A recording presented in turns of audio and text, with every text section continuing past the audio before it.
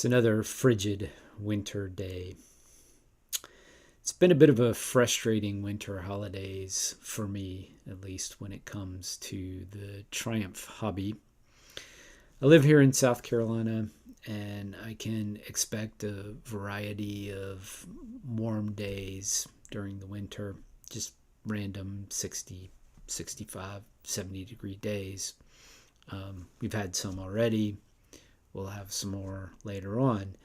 But during this break, whenever the weather has been warm enough that I could potentially go out to the garage or go up to the workshop and actually do some tinkering, start some job. Whenever the weather's been warm enough, I've had obligations. Some of them good obligations, spending time with family and friends and things like that, but I've had obligations. When I've had time to take up work, project, whether it's major or minor, it's been freezing cold. And being in South Carolina, I don't have a heated garage, don't have a heated workshop. Even during the random warm days, if it's been pretty cold overnight, it's still not ideal, but something I can work through. But if it's freezing cold at night and it's not getting above about 40 or 45 degrees during the day, it's no fun. Can't really work in those conditions. So, haven't been able to get a whole lot of work done. This video is about one little job that I did do in my garage here, and that is I replaced the instrument Illumination Rheostat on my Spitfire. And I was not going to do a video on this little project, but then I changed my mind. And I changed my mind in part because if you've ever seen this channel before, you'll know that I'm very good at being boring and tedious. But I also think there may be some information in here that may be of use to some of you. So I'm going to jump into it on the other side.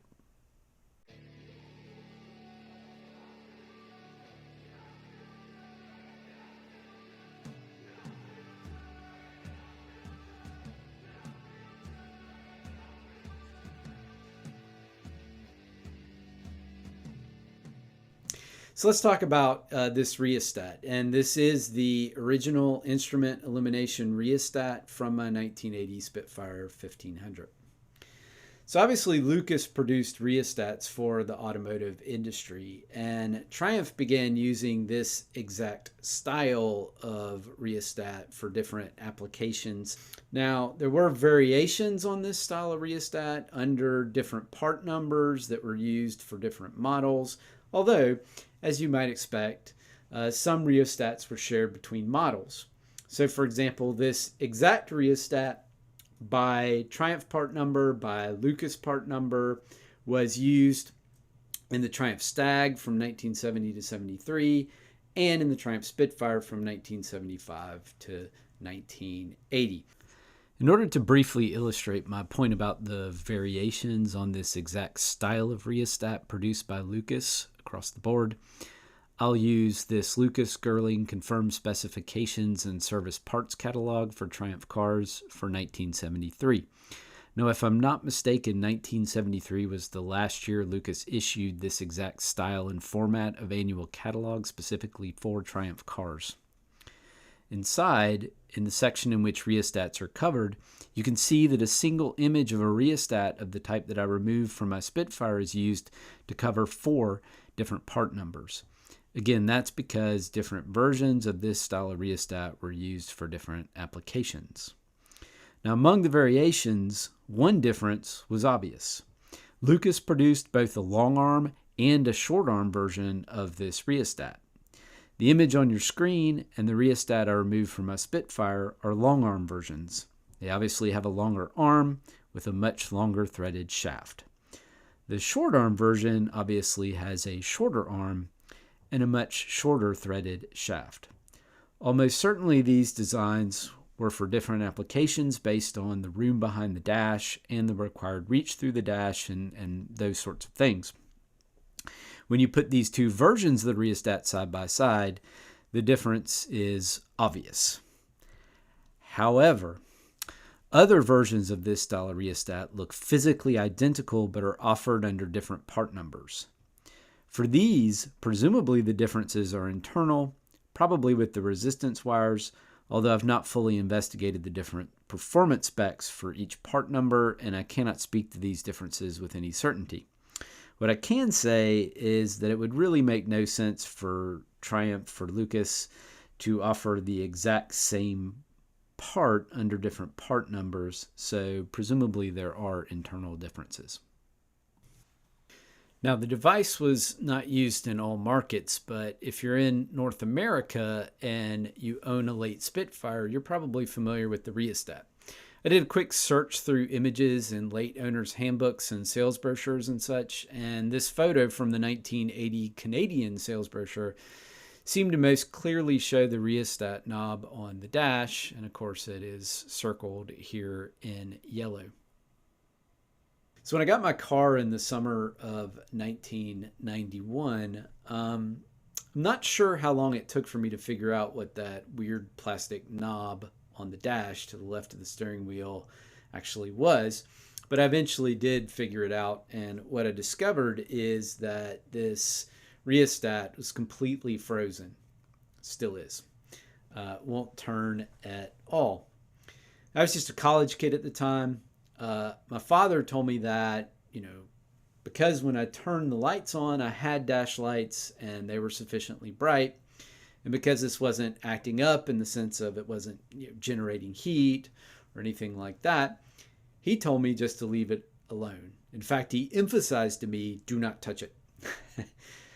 Now, I was just a college kid again at the time. I was preoccupied with my studies and my part-time job at the grocery store. The car was my daily driver. My father was working long hours in manufacturing. That was just an example of taking the path of least resistance. I do know that some people have successfully pulled these apart and repaired them. It can be done. It's also a device that's pretty easy to bypass if you want to go that route. So I've long been aware of those things, but didn't touch it for over 30 years, pushing 35 years now. I just didn't touch it. I did not have a functioning dimmer, but it also never caused me any problems whatsoever.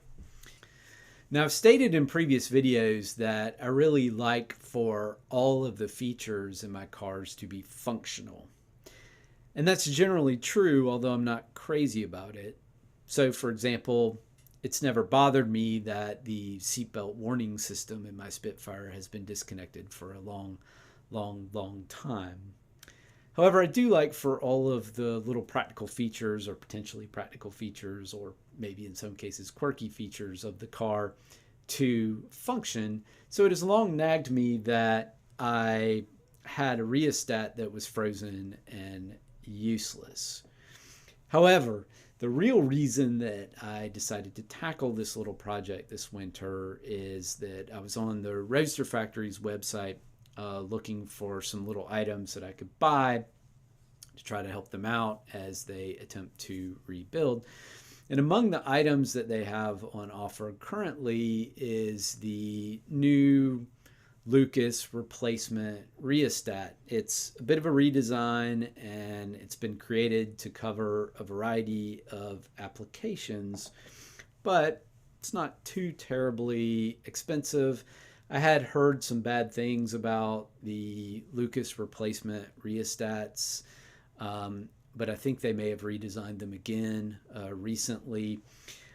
I often like to pick up new old stock items if I can for these types of things, but I had a sense that these original Lucas rheostats were not exactly high quality items to begin with, and while there are some new old stock rheostats on the market, they are a good bit more expensive than the Lucas replacement, the new Lucas replacement rheostats that are out there. So the whole thing seemed like a bit of a crapshoot, and I figured I'd throw some money at the Rheostat Factory and buy the new Lucas replacement rheostat and give that a try and then get myself to the point where I actually have that functioning feature in my Spitfire. So I got the replacement rheostat from the Roadster factory, and I had an eye toward trying to do this simple swap out operation at some point during the winter holidays.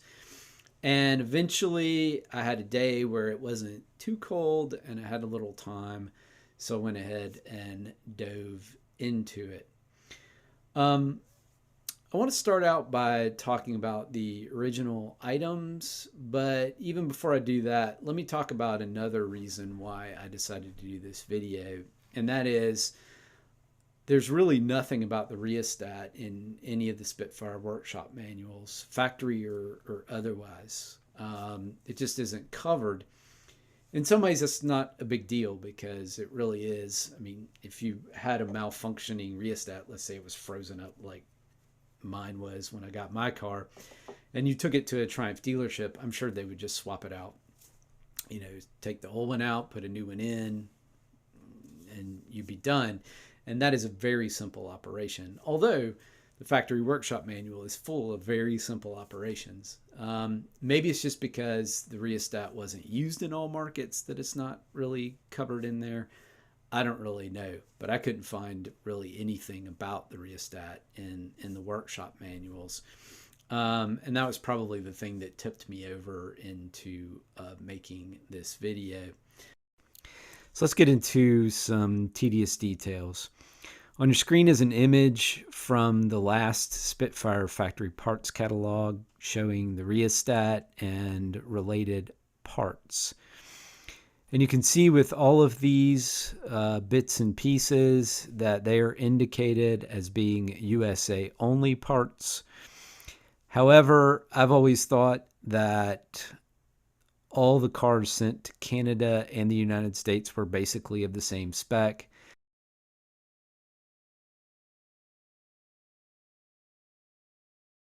So I tend to think of these kinds of things as North American features. You know, if you know anything otherwise, you can let me know. It is interesting that the factory parts catalog stresses USA for all of these parts.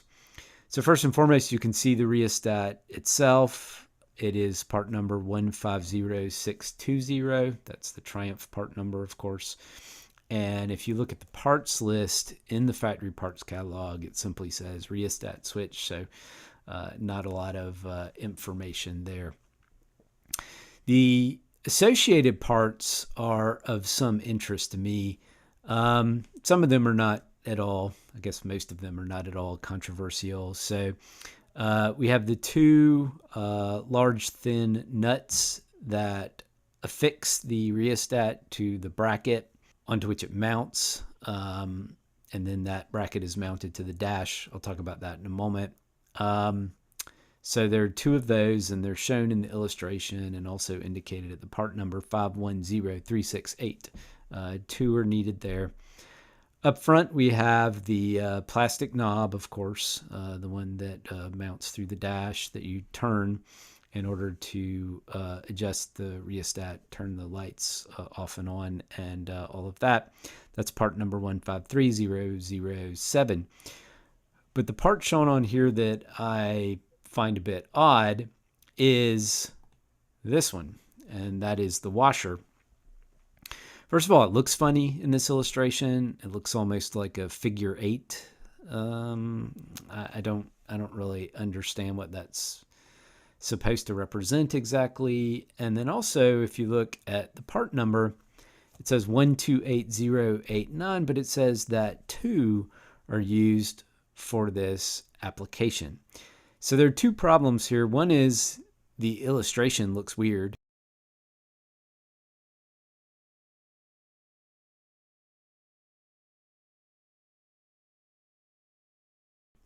And the other is it says that 2 of them are used for this application. On my car, there was only one washer, and on all of the replacement rheostats I've seen, whether they're new old stock or even replacement new rheostats, they all come with hardware and they all only have one washer. So again, this is the image we have. This is the actual washer that came off of my Spitfire, and you can see it's a large, thin spring washer. And again, just one.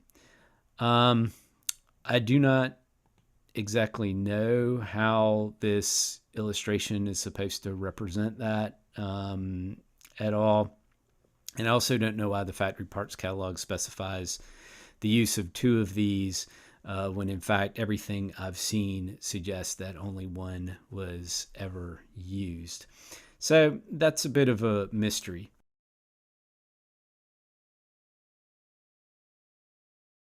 So late in production of this video, it suddenly occurred to me that this illustration was probably not originally an attempt to represent the style of spring washer that actually was on my Spitfire, but actually is an attempt to represent this wave type spring washer that sometimes is used in these applications. Still isn't a good illustration, but I think it makes a lot more sense as a poor attempt to represent a wave type spring washer than a really incredibly awful attempt to represent the actual kind of spring washer that was on my car.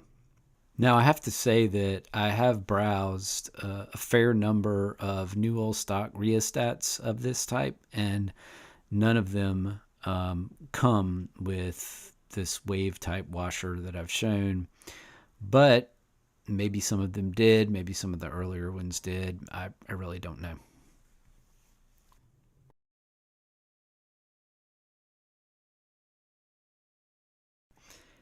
Here's an image from the last Spitfire factory parts catalog of the bracket.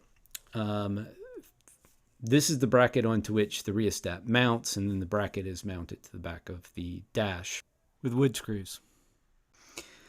It's important to note that this bracket is asymmetrical. It has one big foot and one small foot.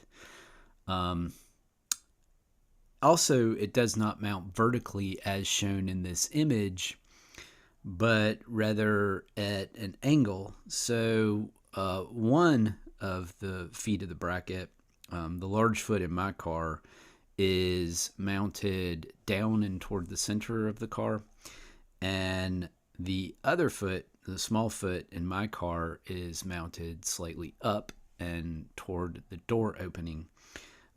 That smaller foot that is mounted up is in the vicinity of a relay and some other things in that particular area. It's also important to note that the hole in the bracket you can see has, it's not perfectly round. It has a flat in it, which of course corresponds to the threads on the rheostat. So the rheostat can only be mounted in the bracket one way. Theoretically, the bracket can be mounted in two different ways, which would reorient the rheostat, but the rheostat can only slide into the bracket in one way. So here's the original rheostat as it was mounted in my car. And first of all, I want to say that I don't think this was ever disturbed, so I think it is situated in these photos exactly as it was installed at the factory.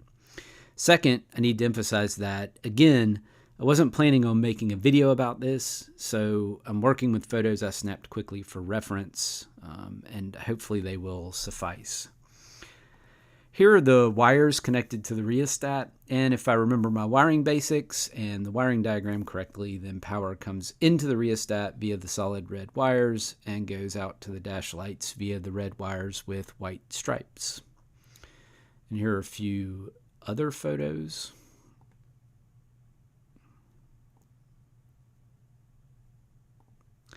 And the thing I really want to focus on here is the way the rheostat mounts to the bracket. So here's a close-up of that, and here's that exact same photo marked up. The red here obviously represents the bracket. On the inside of that bracket, on the dash side of the bracket, is a single thin nut, which is highlighted here in yellow, and that is all that is on that side. On the other side of the bracket, on the rheostat body side of the bracket, is first the spring washer that is highlighted in blue, and of course the second nut highlighted in yellow. So that is how the rheostat attaches to the bracket. Now I need to emphasize, as you can see in this image, there is not a lot of room on the inside of that bracket, on the dash side of that bracket, for getting a wrench in there to hold that nut. None of the wrenches that I had on hand would fit in there. It would require a very thin wrench. You might be able to get a firm hold on the rheostat body and just get the accessible nut on the other side turning and loosen the rheostat that way, but I didn't try that. I was very cautious about putting pressure on the bracket. You can see that it is a fairly thin bracket and it is screwed into wood, so I don't think you want to put too much twisting action on that. I did what probably a lot of people ultimately do. I decided to take the bracket off the dash. Consequently, I removed the two wood screws that hold the bracket on the dash and took the rheostat and bracket out as one unit. There are some minor challenges even with that. You're already typically laying on your back in an awkward position, and then to get to one of the screws, you have to do a little bit of maneuvering around some obstacles in relatively tight quarters. I also had some trepidation about removing the screws for the bracket. They are in wood. There's always a chance that when you go to retighten them later that they won't tighten down well, that the holes will be stripped out. Fortunately, it ended up not being a big deal. The screws tightened back down nicely for me, but that is a risk. Of course, it's a very fixable problem. If you do have a problem, you have a couple of different ways of going about repairing that, but it would slow you down and take some additional effort. Obviously, when you have removed the rheostat and bracket together, you get them out of the car and you have maximum room to maneuver and access to get the rheostat separated from the bracket. Before we get into the actual swapping out of the rheostats, I want to make a couple of points about the images of some new old stock items that either were or are for sale out there on the interwebs. This is an image of a new old stock item that is British Leyland boxed. That is the correct part number for my Spitfire. That is the correct part number for a late Spitfire. What's interesting about this is the hardware that comes with it. You can see that two of the hardware items are exactly like those that were in my car, but the second nut is actually a decorative chrome bezel of the type that would be used on the outside face of a dash. That type of nut is obviously not used in the late Spitfire application. Obviously, it must have been needed for some applications for the switch in the British Leyland line. So that hardware difference is interesting, although obviously not the end of the world. If this was purchased for a late Spitfire, as you know, one could just reuse one of the original nuts from the car. Here's another new old stock item that is the correct part number for my Spitfire.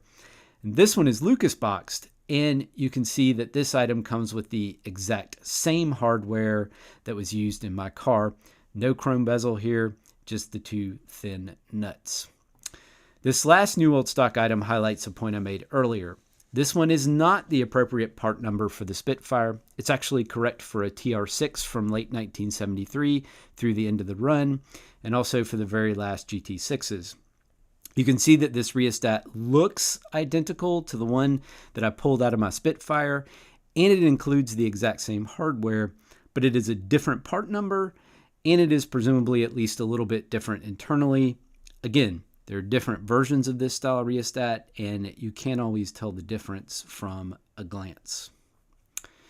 Anyway, here's the new Lucas replacement rheostat that is on the market as it is presented on the Roadster Factory's website. You can see it simply says rheostat switch for dash panel lamps, so pretty basic there.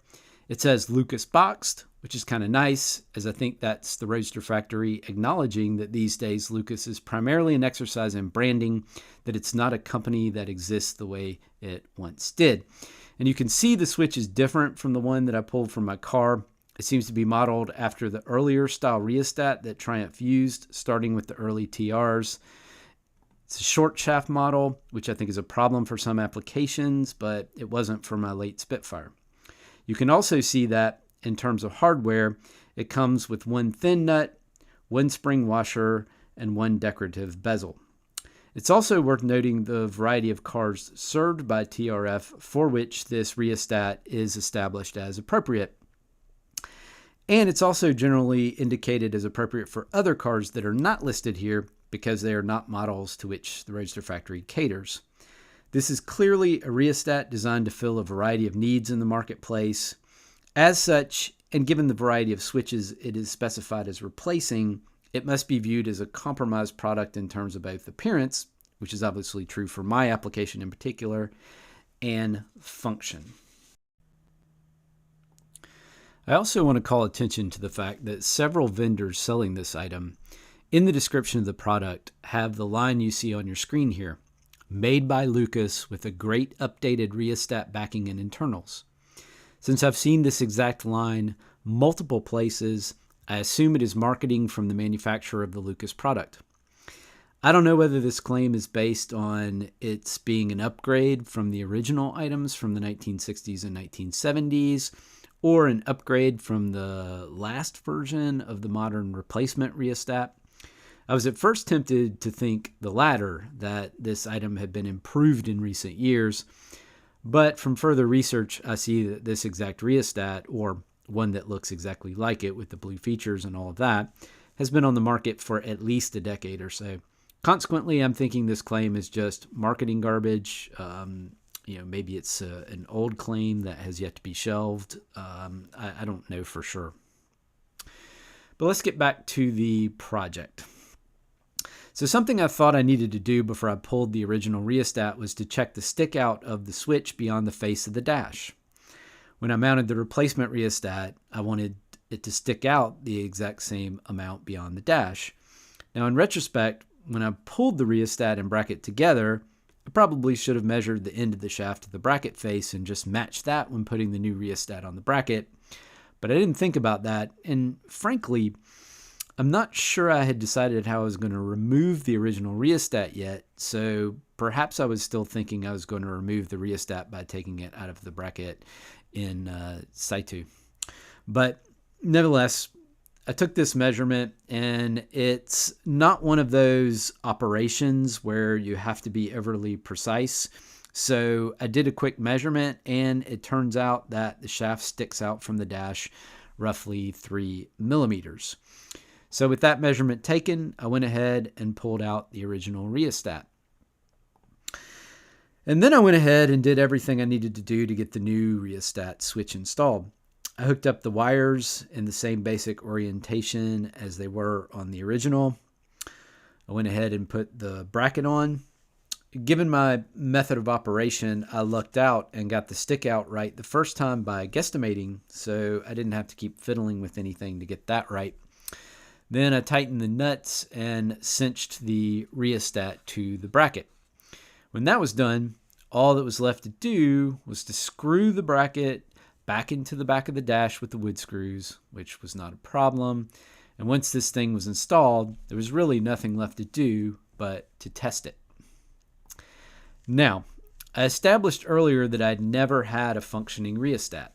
I obviously knew what the rheostat was and how it worked in general and all of that, but I couldn't have told you exactly how it operated in the Spitfire. That is, exactly what you do with that little knob to get what effect.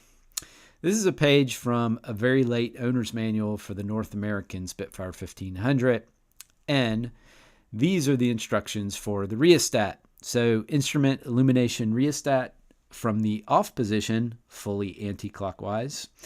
Turn the switch knob clockwise to illuminate the instruments at high intensity, and further clockwise to diminish the intensity. Better yet, let me demonstrate. Okay, so let's turn the lights on. The dash lights are currently on at the brightest level.